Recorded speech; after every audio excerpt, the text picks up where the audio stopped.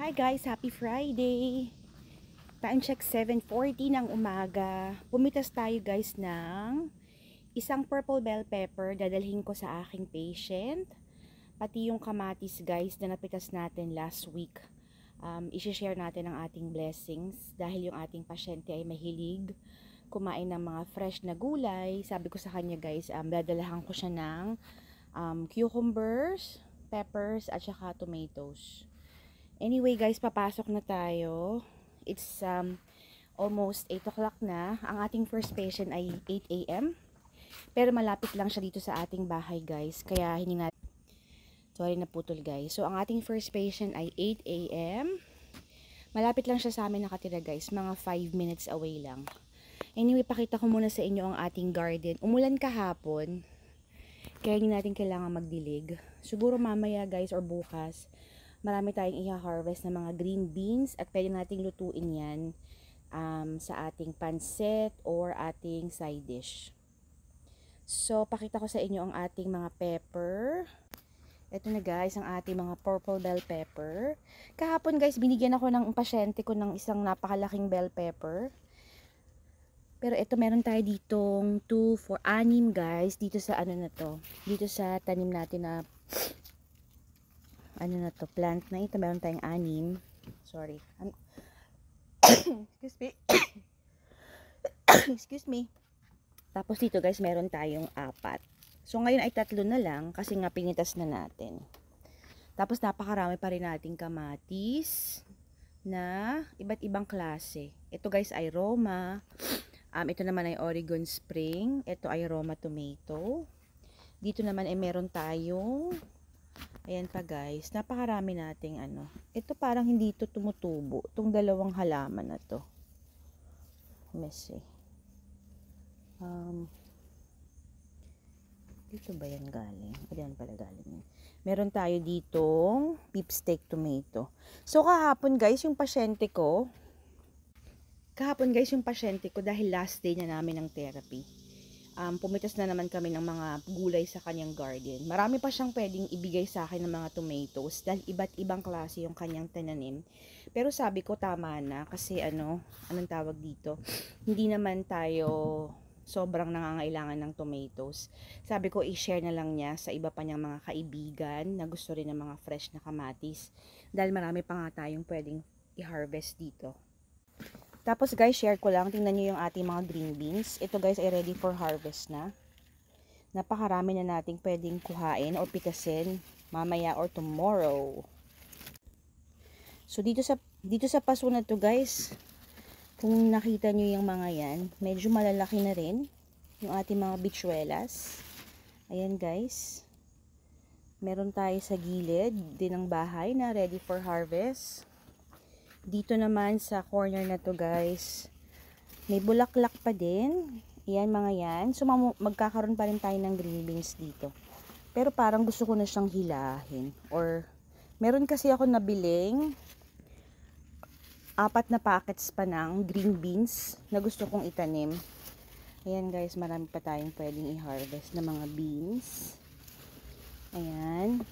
Ayan guys oh. So mamaya na natin yan aanihin pagkatapos natin magtrabaho. Para syempre meron tayong video. Ayan. Tapos naman guys, pakita ko lang sa inyo lang mabilis bago ako mag-drive sa aking first patient. Meron na tayong na-harvest na 4 na cucumber. Ibibigay ko yung 2 kay patient. Ito pa guys, meron pa tayong 2 dito na ready ng pitasin. Ayan.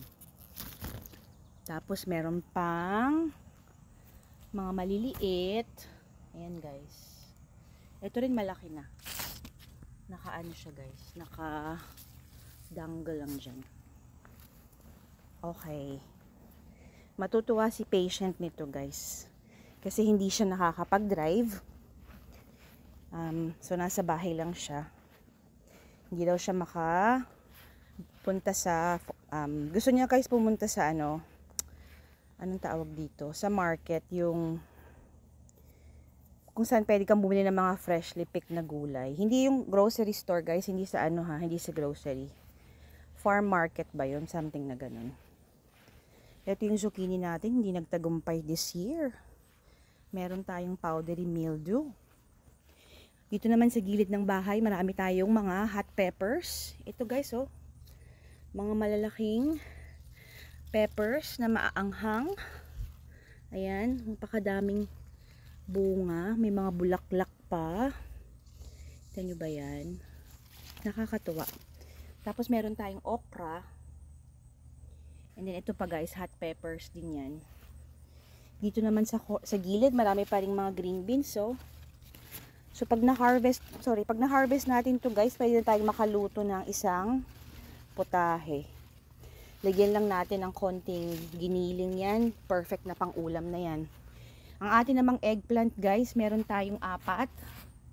1, 2, 3, at saka yun. 4.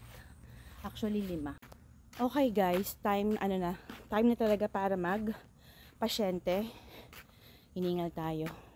Pakita ko naman sa inyo ang ating front porch. So yung aking kapitbahay, ipinaalaga niya sa akin ang kanilang mga bulaklak dahil sila ay magbabakasyon. Pakita ko sa inyo ang mga petunias guys, napakagaganda. Lalong gumanda ang ating front porch kasi maraming bulaklak dito.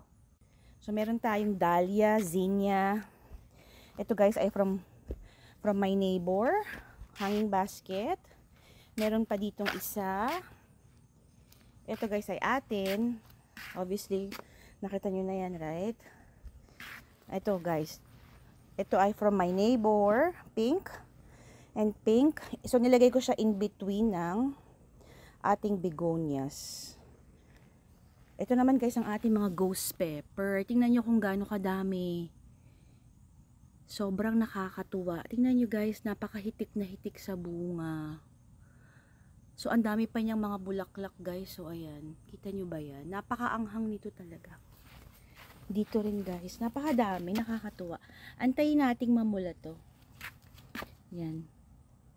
Kasi ito pa guys, galing din to sa kapitbahay ko. So marami siyang bulaklak na iniwan. Dahil sila ay mawawala ng ilang linggo. Kaya tayo ay pinapaalagaan sa akin, pinapadiligan ng kanyang mga bulaklak. Ito naman ang ating patio tomato guys. So kaya hindi na ako nanghingi kay patient ng maraming kamatis. Kasi guys, hindi naman natin kailangan. So hindi na ako pumitas pa ng marami. Sabi ko kasi kay patient, meron din akong tanim. Kung kinuha ko guys, baka mabulok lang, sayang naman. Sabi ko sa kanya, yung mga iba mong kaibigan na gusto ng kamatis, dun mo na lang ibigay.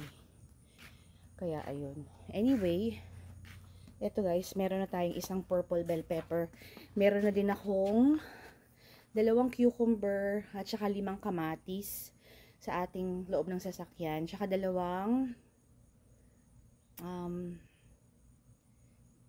cucumber, 2 purple bell pepper, tsaka mga kamatis ang ibibigay natin sa ating pasyente. Wala tayong therapy session with that patient, pero idadaan ko lang. Kasi nga guys, hindi siya nakakalabas ng bahay. Tsaka mabait naman yung pasyente. Okay, yun lang. Today is Friday. Nakatapos na naman tayo ng isang busy week para sa amin ni Daddy. We're looking forward for Saturday and Sunday. Alright, thank you so much for watching. Remember, every gising is a blessing. Bye!